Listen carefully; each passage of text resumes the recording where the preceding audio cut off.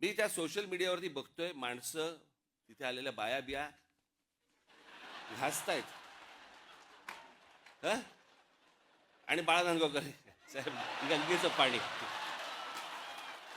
कोण पिईल ते पाणी?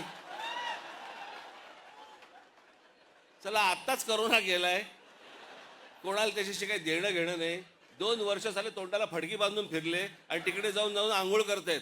अहो मला माहिती आहे, कित्येक स्विमिंग पूल बघितले असे जे सुरुवातीला उद्घाटनाच्या वेळेला निळे होते, हळूहळू हिरवे हिरवे व्हायला लागले. कोण जाऊन त्याच्यामध्ये मला सांगा पडेल त्याच्यात? त्यात गंगेत ह्यानं तिथे काहीतरी केलं ते मी इथे पितोय. श्रद्धेला पण काय अर्थ आहे की नाही? एक नदी या देशामधली स्वच्छ नाहीये, एक नदी. आणि आम्ही काय नदीला माता, परदेशामध्ये आम्ही अनेकदा जातो त्यावेळेला बघतो तिकडच्या नद्या स्वच्छ नद्या, ते काय तिकडे माता बिता म्हणत नाही, तरी नद्या स्वच्छ. आमच्याकडे सगळं पोल्युशनचं पाणी आतमध्ये